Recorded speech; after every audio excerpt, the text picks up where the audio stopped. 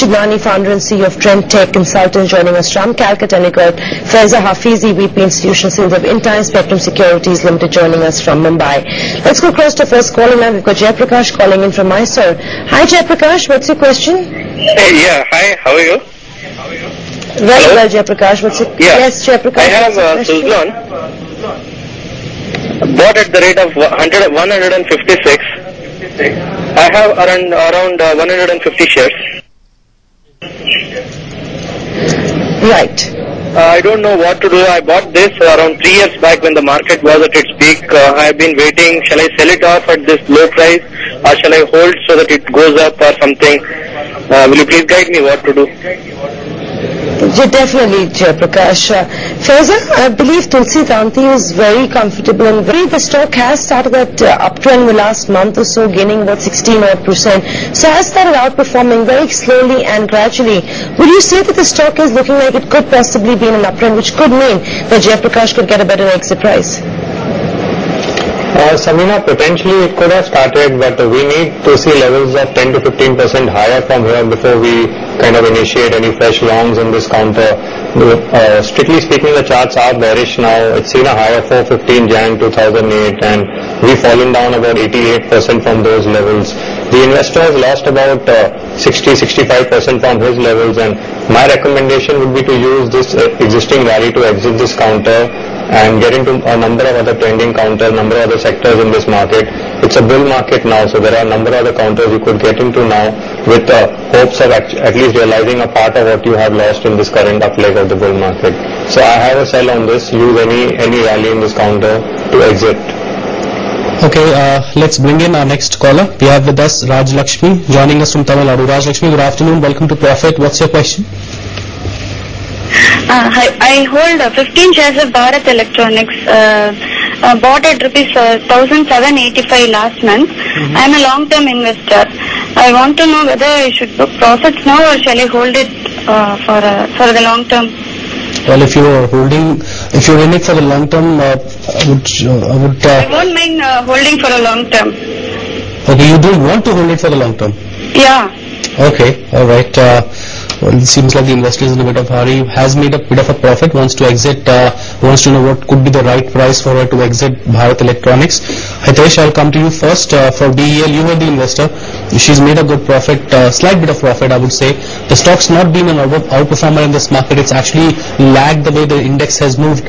Would you say that whatever she gets on the table, she should take out and exit, or do you think it's just the beginning of next phase of up move on this stock?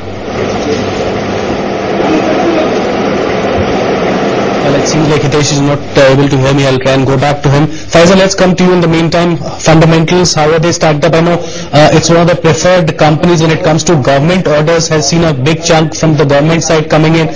Tends to be a slow. Bharat Electronics, how would you look at this counter? Ashu, Bharat Electronics has been range bound between 1650 and 1880. So it needs to break out of this range for the counter to decide the next direction of the move, whether it's upwards or downward. My suggestion would be to exit this counter currently. The investor is making some amount of profit and get into some other counters where we know that there is a confirmed uptrend down. Because the problem with staying invested in a counter which is in a range is that we do not know how long that the counter remains in that range. It could last 3 months, 6 months, or it could last 12 months, by which this bull market could be over. So the idea would be to get out of any counters which are range bound and get into counters which are in an uptrend right now.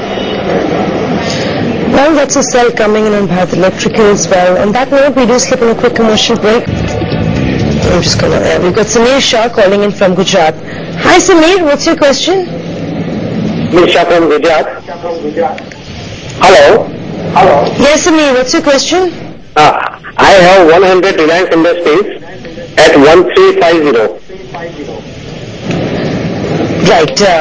Faiza, do you want to take that one? Reliance Industries, it has been an underperformer, doesn't do much for. Technically, what are you making of this? Does it seem like it's got any steam? It could possibly or hopefully catch up anytime soon?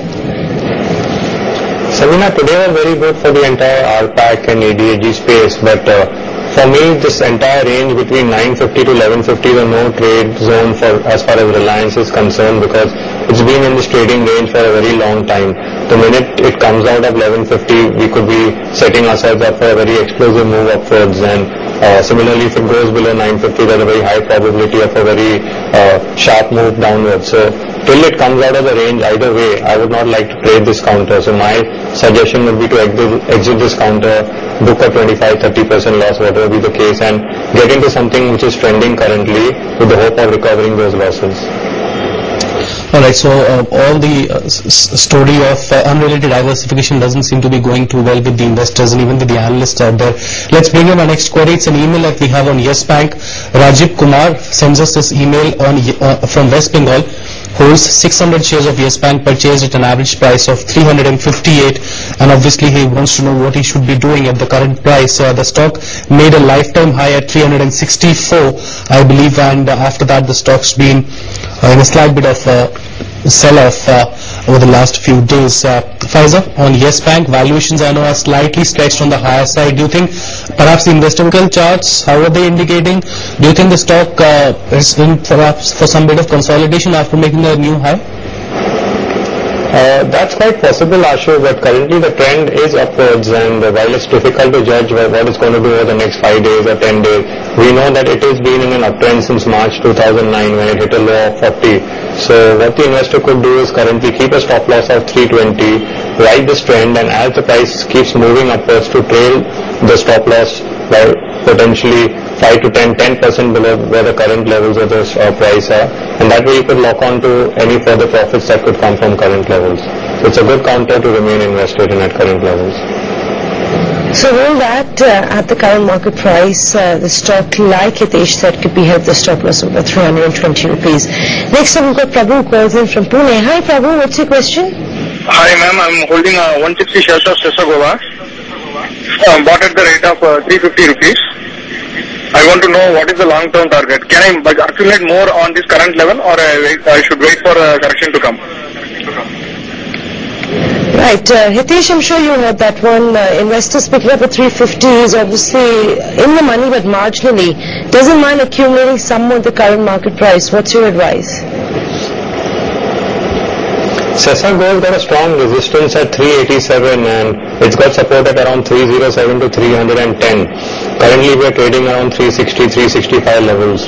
Sesa Gold had a high of 495 in April, and it's been making a pattern of lower tops and lower bottoms from there. I would go long fresh in this counter only if it breaks out above the resistance at 387 levels. So my advice to the investor would be that since you are in the money, why wait for a strong resistance and then again see the counter going down from there? Advice would be to exit and hop on to once again any of the counters in any of the trending sectors currently. Sesagua not being the favorite at this point of time in the market.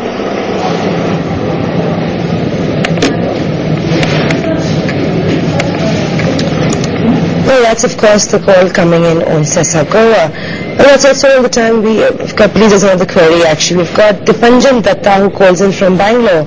Hi Oh, sorry, Faiza, I didn't take Sesagua with you. I'm spaced out. Sorry, what's the call on Sesagua? Sesagua, the call remains where it's always been. I think even the past. We have with us Dipanjan Datta who's joining us from Bangalore. Mr. Datta, good afternoon. Welcome to Profit. What's your question, sir? Hi, I want to know about Oriental Carbon and Chemicals. Is it the right time to enter for a 3 to 4 month time horizon? It has been in a consolidation phase for last 3 months, and its profit in June quarter and last 2 financial years have been very good. So, and also I want to know what is a reasonable PE for it. It is just around trading at 5 at this moment. Alright, Oriental Carbon and Chemicals, obviously the investor has done his homework on this stock. Just one word of caution is that the volumes on this particular stock tend to dry up significantly on most days. That aside, the stock's been a clear outperformer. It's gone up by 200% in the last 1 year or so. So it's outperformed the broader index. Of course, on the valuation side, it's not overly expensive even at these levels, though it's done up a fair bit. So some consolidation is being witnessed on this one. Faiza, do you track this particular stock? The investors, how are they stacked up on this particular counter? Ashu, technically there is nothing wrong with this counter. In fact, it looks very strong. It's been making a pattern of higher tops and higher bottoms since March 2009 when it was trading around 18, 19 levels. So it's currently about 135, 140. It's in a very smooth and sustained uptrend. As a trader, the caller could get into this counter, keep a stop loss of around 127 and ride the current momentum. We could see levels of 20 to 25% higher from current levels quite easily in the next 3 to 4 months. Right, that's the call coming in on the stock. That's also the time we have on the show. Thanks very much for watching. Faiza, before I let you go, your disclosures and anything's changed this week, anything that you like? Disclosures?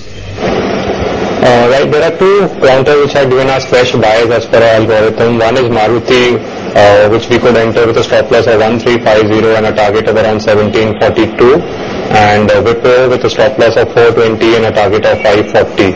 By way of disclosure, Trendtech consultants, me or any of our clients could have holdings in any of the stocks discussed today. Thank you. Thank you. So that's Karnataka.